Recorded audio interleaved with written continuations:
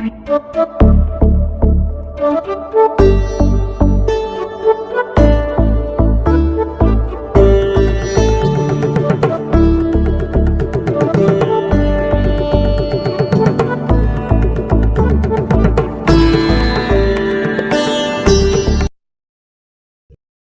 नमः। अभी 19वें पाठ के अंतर्गत आपने ग्रहों के काल बल के विषय में, नैसर्गिक बल के विषय में और स्थान बल के विषय में पढ़ा। इस 20वें पाठ में, जिसका शीर्षक है ग्रह दृष्टि विचारः, इस शीर्षक के अंतर्गत आप मुख्य रूप से ग्रहों के दृष्टि के विषय में पढ़ेंगे।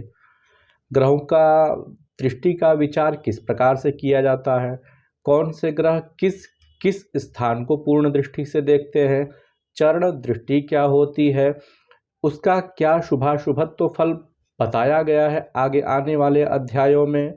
तो दृष्टि विचार यह जो पाठ है बहुत ही महत्वपूर्ण है, क्योंकि ऐसा कहा गया है ज्योतिष शास्त्र के अंतर्गत कि शुभ ग्रह की दृष्टि जिस भाव पर पड़ जाए, जिस स्थान पर पड़े, तो उस स्थान के फल में वृद्धि होती है।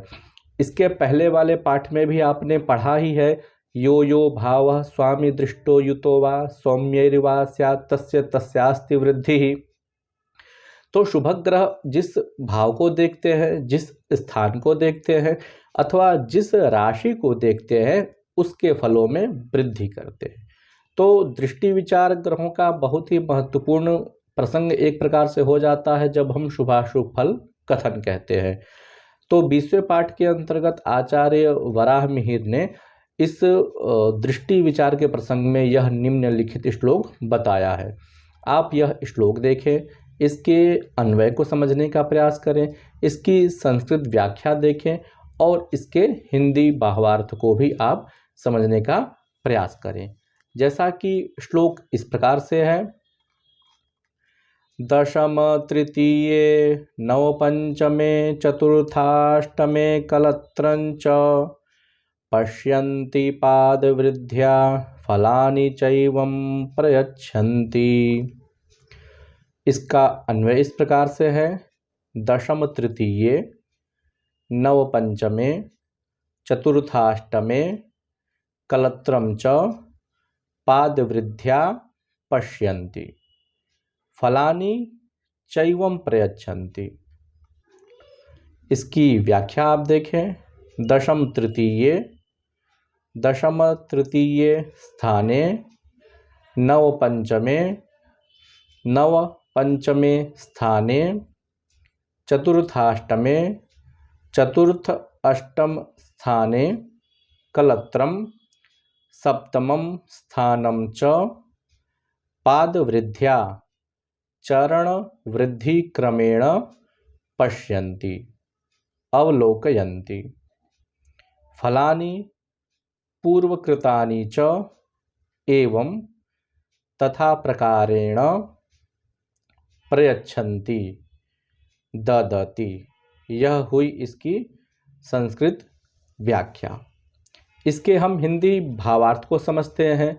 तो आचार्य ने इस श्लोक में ग्रहों के चरण दृष्टि के विषय में चर्चा की है कि कौन सा ग्रह एक चरण दृष्टि से किस स्थान को देखता है, दो चरण की दृष्टि से कौन से स्थान को देखता है और तीन चरण की दृष्टि से कौन से स्थान को देखता है तथा चतुर्थ चरण दृष्टि से कौन से स्थान को देखता है। एक चरण कहने का मतलब यह है कि ग्रह उस संबंधित भाव को 15 कला से देखता है, अथवा सामान्य भाषा में हम समझे तो 25% की दृष्टि उस भाव पर होती है जो संबंधित स्थान बताए गए हैं। द्वितीय चरण कहने का तात्पर्य यह है कि ग्रह अमुक भाव को 30 कला से देखता है, अर्थात 50% से उसे देखता है। तीन चरण कहने का मतलब यह है कि ग्रह अमुक भाव को 45 कला से देखता है, अर्थात 75% से वह उस संबंधित भाव को, जो आगे कहा जाएगा, देखता है। इसी प्रकार से सप्तम स्थान को या चतुर्थ चरण की जो दृष्टि होती है वह पूर्ण दृष्टि मानी जाती है। वह 60 कला की होती है, अथवा यूँ कहें कि वह 100% की दृष्टि समझी जाती है। तो प्रथम चरण, द्वितीय चरण, तृतीय चरण और चतुर्थ चरण। अब प्रथम चरण की दृष्टि कौन कौन से स्थानों पर पड़ती है, तो इसके विषय में आचार्य ने कहा कि तृतीय स्थान और दशम स्थान जो होता है, मतलब ग्रह जहां पर हो उससे तृतीय स्थान और उससे दशम स्थान को ग्रह एक चरण की दृष्टि से देखता है, अर्थात 15 कला से देखता है, अर्थात 25% से वह देखता है। इसी प्रकार से द्वितीय चरण की जो दृष्टि होती है पंचम स्थान पर और नवम स्थान पर, अर्थात ग्रह जहां पर है उस स्थान से पंचम स्थान को और नवम स्थान को ग्रह 2 चरण से देखता है, अर्थात 30 कला से देखता है, अर्थात 50% से देखता है। इसी प्रकार से चतुर्थ और अष्टम स्थान को ग्रह 3 चरण की दृष्टि से देखता है, अर्थात 45 कला से देखता है, अथवा 75% की दृष्टि चतुर्थ और अष्टम स्थान पर होती है। और पूर्ण दृष्टि जो होती है, जिसको हम चतुर्थ चरण की दृष्टि कहते हैं, वो सप्तम स्थान पर होती है। मतलब ग्रह जहां पर हो वहां से ठीक सप्तम स्थान को वह पूर्ण दृष्टि से, अर्थात 4 चरण से, अर्थात 100% से उस स्थान को वह देखता है। तो चरण दृष्टि का फल भी बताया गया है कि फलानि चैवम प्रयच्छन्ति, अर्थात जो ग्रह जितने चरण की दृष्टि से जिस भाव को देख रहा है तो उसके फल को भी वह उतनी ही मात्रा में प्रदान करेगा। 25% से यदि ग्रह भाव को देख रहा हो, तृतीय दशम स्थान को देख रहा हो, तो वह 25% शुभाशुभ फल को प्रदान करेगा। मतलब उसमें थोड़ा सा वह सहयोग करेगा उसके वृद्धि में अथवा उसके ह्रास में। शुभ ग्रह देखेगा तो वृद्धि होगी और अशुभ ग्रह देखेगा तो ह्रास होगा। यदि कोई भाव अपने स्वामी से दृष्ट है तो वो भी बहुत ही महत्वपूर्ण समझा जाता है। किंतु जो चतुर्थ चरण की दृष्टि होती है वह सर्वाधिक महत्वपूर्ण मानी जाती है और वह सप्तम स्थान पर पूर्ण दृष्टि होती है। जैसे मान लीजिए कि मेष राशि में कोई ग्रह है तो वह तुला राशि को पूर्ण दृष्टि से देखेगा, तुला राशि में बैठे हुए ग्रह को देखेगा और तुला राशि में जो भाव है उस भाव को भी वह पूर्ण दृष्टि से देखेगा और फल भी पूर्ण प्रदान करेगा।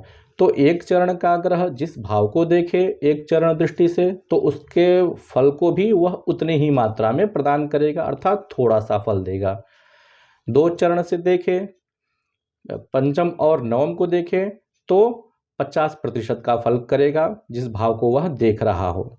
3 चरण से देखे तो 75% का फल करेगा और चतुर्थ चरण से देखे, पूर्ण दृष्टि से देखे तो सर्वोत्तम फल माना जाता है। इसीलिए आचार्य ने कहा फलानि चैवम प्रयच्छन्ति, अर्थात फल भी इसी प्रकार से देते हैं। तो यह ध्यान रखें कि शुभ ग्रहों की दृष्टि हमेशा अच्छी मानी जाती है और तृतीय चरण अथवा चतुर्थ चरण ये दोनों दृष्टियां भी बहुत ही महत्वपूर्ण मानी जाती है। 50% की दृष्टि भी अच्छी कही जाती है, किंतु 3 चरण की दृष्टि और 4 चरण की दृष्टि तो सर्वाधिक महत्वपूर्ण मानी ही जाती है। जैसे आप उदाहरण समझ लें कि कोई भी व्यक्ति है तो वह अपने सम्मुख बैठे हुए व्यक्ति को पूर्ण दृष्टि से देखेगा, अर्थात उसके सारे अवयवों को, उसके सारे कृतियों को वह देख सकेगा सीधे होने के कारण। उसके अतिरिक्त भी वह अपने सम्मुखस्थ व्यक्ति के कुछ आस और पास के स्थानों को भी वह देखता है, तो वह उन स्थानों को पूर्ण दृष्टि से नहीं देख पाता है किंतु वह देख पाता है। तो ठीक उसी प्रकार से ग्रह भी होते हैं, उसके सम्मुख जो भी ग्रह आवे या भाव आवे तो वह उसको पूर्ण दृष्टि से देखता है और उसके आसपास के जो ग्रह हों उनको 1 चरण, 2 चरण अथवा 3 चरण से देखता है। इसके अगले वाले वीडियो में ग्रहों की विशेष दृष्टियों के बारे में बताया जाएगा।